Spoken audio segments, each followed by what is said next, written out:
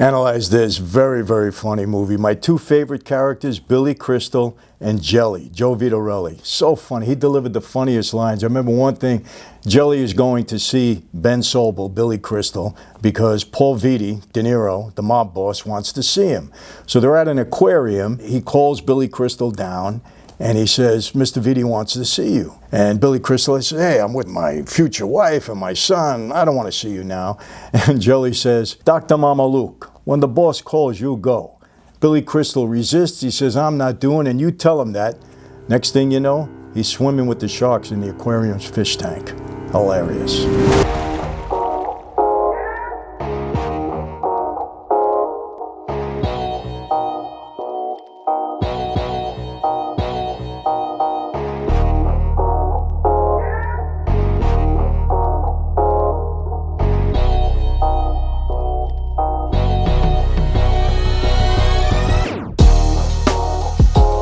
Hey everyone, welcome to another sit down with Michael Franzese. It is Monday, May 10th, the day after Mother's Day. Hope all you moms out there had a terrific day and all the kids took care of you the right way. We had a great time with our family and hope the same for all of you.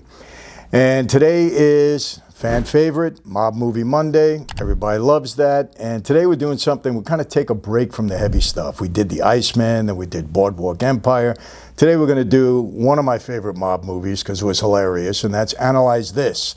And, you know, it was Analyze This and Analyze That. You could probably roll them both into one because pretty much, you know, the same plot. They were great. But we're going to talk about that today because we need a break. You know, we need a little relief, need to laugh a little bit.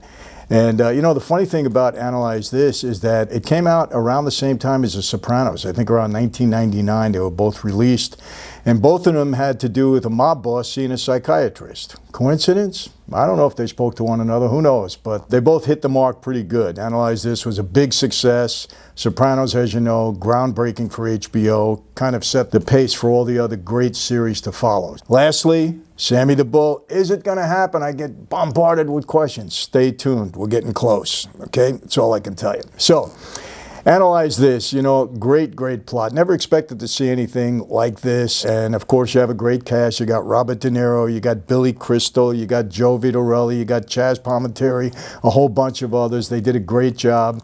And for me, you know, I got to tell you who stole the show. Billy Crystal. You know, I think he's underrated as an actor. We look at him as a comedian, but everything he does, whether it be serious, he's terrific. And he stole the show for me. Him and Joe Vitorelli, Jelly, if you don't know who he is, some of the lines that he delivered, the way he carried himself, he was just terrific. You know, very sad to say that Joe passed away shortly after the film was released. I think in 2004. He died of complications to heart surgery in a hospital in Las Vegas. So very sad to hear that. I would have loved to have him in any kind of project that I did. I thought he was great, and he really set the pace and did a great job here. And of course, you have De Niro. You know, De Niro is De Niro, and whatever he does well. And Chaz Palminteri, I'm going to be interviewing him soon, sit down with him soon. And I think that he's going to be the first guy that's going to do it in studio. He's traveling out to Los Angeles, and we're going to get to meet again and to have him sit down in the studio. So looking forward to that. So let's get to what this movie is all about. Robert De Niro is a mob boss, and he's very troubled, obviously. He's under a lot of stress. And, you know, I got to tell you, you know, it's not so far-fetched that a mob boss should be seeing a therapist or a psychiatrist. It's a stressful life. There's no question about that. But I said this about The Sopranos, and I'll say it here again. If a mob boss was ever continuously visiting a psychiatrist, or even if anybody found out about it, wouldn't work. You know, I always say, as a joke, he'd be in the trunk of the car by the end of the week, along with the psychiatrist. That's not too far-fetched. Now, somebody's going to jump in the comments and say, Michael, you're wrong. Frank Costello was visiting a psychiatrist for a short period of time. He stopped, and that was the end of that, and nothing came out of it. You're not supposed to be visiting a psychiatrist or a therapist. What do you do when you sit down with those people? You tell them your troubles. You tell them what you're stressed about. They try to get to the root of it. Do you think that a mob boss could be sitting down with a psychiatrist telling him he's stressed, or her that he's stressed, and not revealing any kind of secrets? You don't do that. As a matter of fact, it comes out, you know, at one point in this movie that you can't be doing that. There's a conversation with De Niro about it. But anyway, he's very stressed. I love one of the scenes here. It's really great. when Jelly is driving his car, and Billy Crystal is in the car with his son, and he's talking to his son, not paying attention. Boom! He hits the back of Jelly's car. Well, he doesn't know this, he's Ben Sobel, Dr. Ben Sobel in the movie. Jelly has a body in the trunk of the car. Well, he's not yet dead, but there's somebody in the trunk of the car. So Jelly jumps out of the car. It's funny, hilarious scene, and he's just trying to get rid of Billy Crystal. He doesn't want to see anything. The other guy that was driving with Jelly is taping up the back of the car because the trunk popped open. It's a funny scene. Anyway, that's how Jelly meets Ben Sobel, the psychiatrist. Later on, De Niro is a stress case because he saw his boss get killed and he knows that maybe there's a hit out on him. And he tells Jelly that he wants to see a psychiatrist. Jelly tells him, he says, hey, you know what? By coincidence, he said, I just happened to run into my car, happened to be hit by a psychiatrist. He said, he's a great guy. He's even got a business card. And he hands him the card. And De Niro makes a remark, wow, he's great. He's got a business card. Anyway, next scene after that is De Niro goes and visits Ben Sobel, Billy Crystal. And you can see that Billy Crystal, he's with a patient and he's not really happy with the patients that he's had. He seems kind of bored with them. Now he's about to not be bored anymore. De Niro and him have their first encounter. It's hilarious in the office. De Niro's not used to this. He's talking to Billy Crystal. Billy Crystal realizes that De Niro is telling him about a friend that's got a problem, but he realizes that it's really him. Anyway, the whole relationship starts with them. One of the funniest lines that De Niro delivers here, he makes me laugh. He goes to Ben Sobel, he goes, you got a gift. You're good. You got a gift. No, you got a gift. And it's just funny. He uses that once or twice. It's a very funny line. De Niro, I got to tell you, he's brilliant. Forget his politics, because a lot of people get mad when I say he's great. I'm not crazy about his politics, but you got to give him credit. He's a terrific actor, no matter what he does, whether it's comedy or whether he's a serious mob boss or whatever he does, he's terrific. He was great as Jake LaMotta. Everything he does is brilliant. So you got to hand him that no matter what, whether you agree with his politics or anything else in life. So it moves on, and the story starts to develop, and I'm going to get into a couple of scenes. I'm sure most everybody has seen that movie, and if you haven't, it's on my website, in my crew. You can jump in there and see it. If not, I'm sure it's easy to get anywhere, Netflix or whatever, the streaming platforms are. Go and look at it. One of the funny scenes for me, too, is when they start, their relationship starts to move along a little bit, De Niro and Dr. Ben Sobel, and we find out that Billy Crystal's about to get married. He's marrying a former news reporter or current news reporter. They're out in Florida, and they happen to meet up by chance. De Niro and his family meet up with Billy Crystal and his wife-to-be and her mother and father. And there's a funny exchange between De Niro and Ben Sobel's father-in-law, future father-in-law, who's supposed to be a Navy guy or whatever. But funny exchange there. We will see now there's a continuing relationship between Robert De Niro and Billy Crystal. Lisa Kudrow plays Billy Crystal's wife-to-be, and she's a news reporter. She knows who is Paul Vitti, of his, mob ties and the fact that he's a mob boss, and she's afraid of it. She can't believe that Billy Crystal is taking him on as a patient. Billy Crystal really doesn't want to. But as this progresses, you see that there is a relationship that's really developing between De Niro and Billy Crystal, his psychiatrist. Billy Crystal finds out as he's probing and probing and probing that maybe the source of stress for Paul Vitti is the fact that he saw his father be murdered.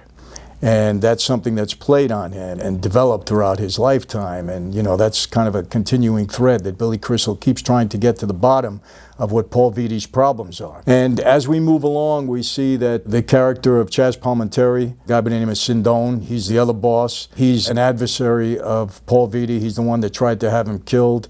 And so you see that the friction develops between the two of them, or it's been there. And bottom line is Paul Vitti wants to somehow, some way extricate himself from the mob life. He's had enough. He wants to live his life. And that continues throughout the story. A couple of scenes that really stand out is every time Paul Vitti wants to see his psychiatrist, he sends Jelly to go get him. There's a couple of funny scenes, when Billy Crystal is with his wife-to-be, Lisa Kudrow, and his son. His son plays a good role, too. They're at the aquarium. Jelly comes to see him and says, Paul wants to see you. And he says something that makes me laugh. He goes, Dr. Mamaluke. And I love that word, Mama Luke. We used it all the time. He says, when Paul Vitti wants to see you, you got to see. That's it. Billy Crystal resists. He says, no, don't tell me that. And he kind of gets fresh with him. The next scene you see Billy Crystal in the fish tank, if you want to call it that, the huge tank with sharks, going around them. It's a funny scene. Anyway, Billy Crystal is upset with him, and he says some funny lines. He says, what am I supposed to do? Make you a well-adjusted gangster? And he's trying to teach him how to get the stress out of him. And he tells him, whenever I get upset, he says, I punch a pillow. And so Paul Vitti takes out a gun and he starts shooting at the pillow, and he says he feels better. He also has a conversation with Chaz Palminteri where Billy Crystal is telling him, take your anxiety out, but, talk it out, do it in a nice way. And Vitti starts out doing it a nice way, and all of a sudden, he starts cussing him out, and he's, I'll take your eyeballs out and everything. It's a funny scene.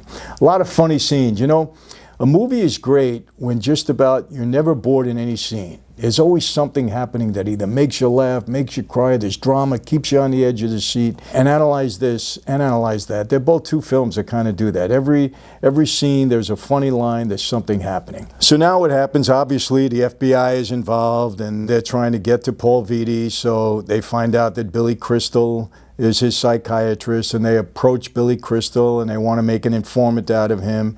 Billy Crystal doesn't want to buy it, but the FBI has a tape that they doctored. They actually doctored the tape, and in that tape, they have Paul Vitti's voice saying that he's going to kill Billy Crystal.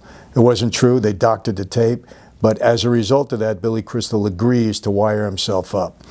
And they go to a dinner meeting, and he's wired up. He must have drugged himself up a little bit at this meeting. Some very funny lines come out. Food's coming out of his mouth. He's flubbing his lines. Anyway, he goes into the bathroom, and he's very nervous. He rips the recording device off of him. Jelly is in there with him. It's funny because as he's ripping off the recording device, he's ripping his hair out. Jelly thinks that he's got indigestion or something. Funny lines come out of that, too. Everything is funny in this movie. Every line is funny. There's another scene where De Niro's having a panic attack, so he goes to the hospital because you can see him, he's having a panic attack. I never had a panic attack. I don't know what it is, but I've known people that have it, and it could be pretty scary. So he's in the hospital, and of course, Jelly is there, and there's somebody outside guarding the door. The doctor comes in and tells him, you had a panic attack.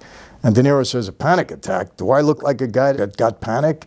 He thinks it's almost a heart attack or something like that. And the doctor's telling him, no, it's a panic attack. And De Niro's getting insulted, like this is, not macho for me, a mob guy with a panic attack. They beat the doctor up inside the hospital room, and you see the guy outside standing guard. Like I said, every scene is funny. There's another scene when they're in Florida, and Billy Crystal, now he's getting married, and they got this whole beautiful affair set up. It's an outdoor wedding outside of the hotel.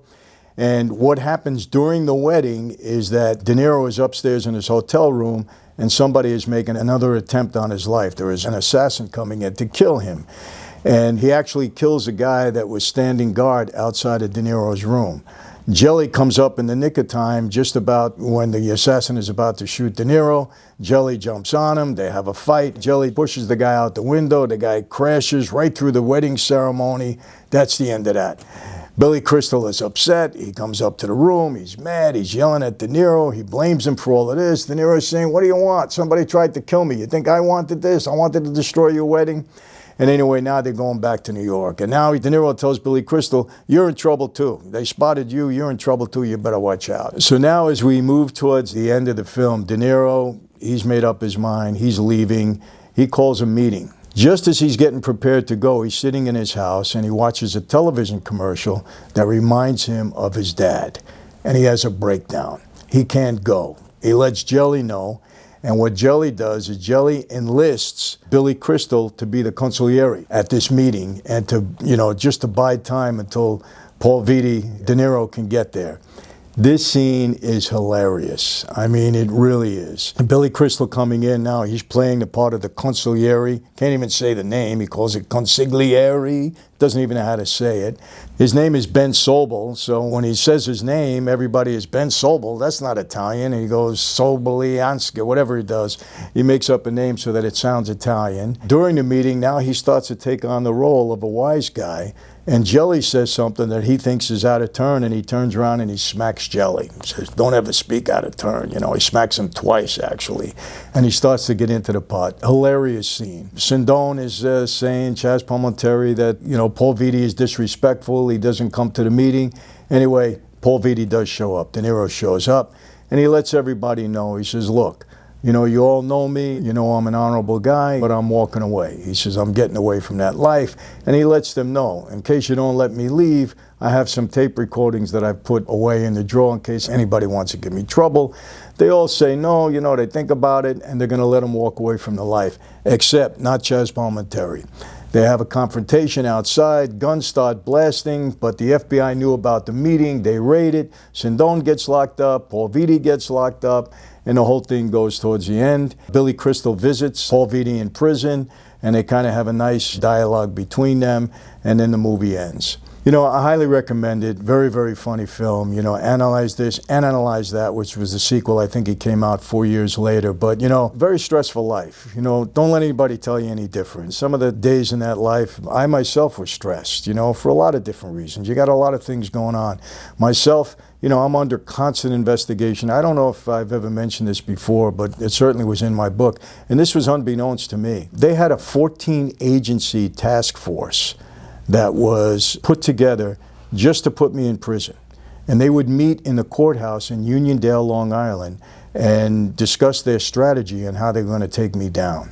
So, I mean, I had constant surveillance. I had constant people on me. I was making a significant amount of money, and you got to deal with stuff in your life at that point in time, you know, with other people in that life. Who's watching you? Why are you making this kind of money? The older time is getting upset. But then you got your own stuff to deal with in your family. Me, I had my sister, my brother.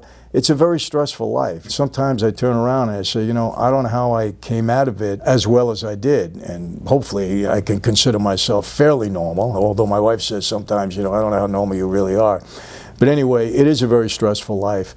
You know, I have never been to therapy. I've never had a psychiatrist or anything like that. You know, maybe I should have, who knows. But I'm wondering if it is effective to be able to sit down and talk to some people sometimes, professionals that can help you deal with anxiety, deal with stress. And I don't frown upon it. I will tell you this, I had a bad experience one time. My mom, when she was having some issues with my dad, he was away in prison, she went to visit a psychiatrist, and he immediately told her to divorce my father. And from that point in time, you know, I kind of had it, you know, I don't ever want to see a psychiatrist because he didn't hear my father's side of everything that was going on. So I had this kind of bad view of psychiatry at that time. It was the same thing, you know, I'll just digress a little bit. I had a bad view of chiropractors at one time because my father introduced me to a chiropractor when I was about 12 years old, and I had a cold that he said he was going to cure. A chiropractor was going to cure my cold. He practically broke my neck. From that point in time, I never went back to a chiropractor. So sometimes you get a bad taste in your mouth for one reason or the other. But I do encourage people, if you're dealing with stress or dealing with anxiety, you know, it might be a good idea to vet a good therapist or a good psychiatrist that really has your interests in heart, really wants to try to make you heal and feel better and get well.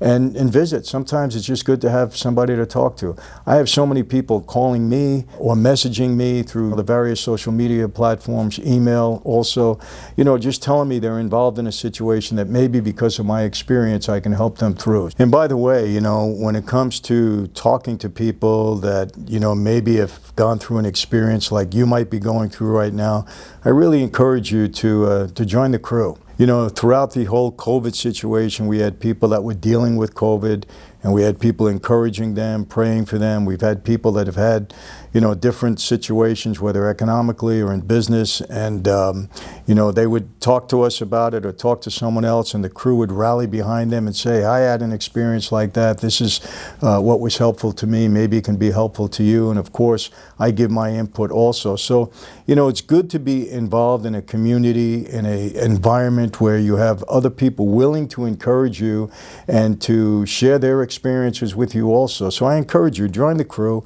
The crew is free of charge. You can get in there and just be part of something that I think you'll really get a lot of benefit out of. Yes, we do have the Inner Circle. That is, there is a subscription to that. It's not a lot of money, but you get even more of what I'm describing now, and you get a lot more of me. You know, I get involved in that a little bit more. So, and I really encourage you to do both because, look, we're trying to help people. I've been doing this for the past 25 years, you know, all over the world, and I've had, you know, tremendous response. It's been very encouraging to me, it's what keeps me going. So if we can be of help in any which way, please feel free to join michaelfranzese.com. It's easy to get into it, and I think it'll be a great experience for you. So even though this was a comedy, I can kind of see where guys in stressful situations, especially in the mob life, could go and talk to somebody, even though it wouldn't be allowed. You'd be in a lot of trouble. So if you want to keep your life, you don't do that. Anyway, that's it. So watch the movie, analyze this, and while you're watching it, if you like it, analyze that too, and see how much you enjoy it. So anyway, that's it for today. I got a couple of surprises coming up. I'm going to be sitting down with Armand Asante fairly soon. Again, Chaz Palminteri, he's coming up. And I would assume you've all saw my sit down with Rudy Giuliani. If you haven't, it's up there. Go and watch it. Classic, epic. We got part 2 coming up at the end of the week with Rudy Giuliani. So some more interesting stuff coming up with Rudy. No politics. It's all about his life as a prosecutor, my life as a mob guy, how we intertwined. I think you're really going to enjoy the second part. Part 1, everybody loves. So watch for part 2 the end of the week. So that's it for today. How do I always leave you? Be safe, be healthy, God bless, and yes, I will see you next time.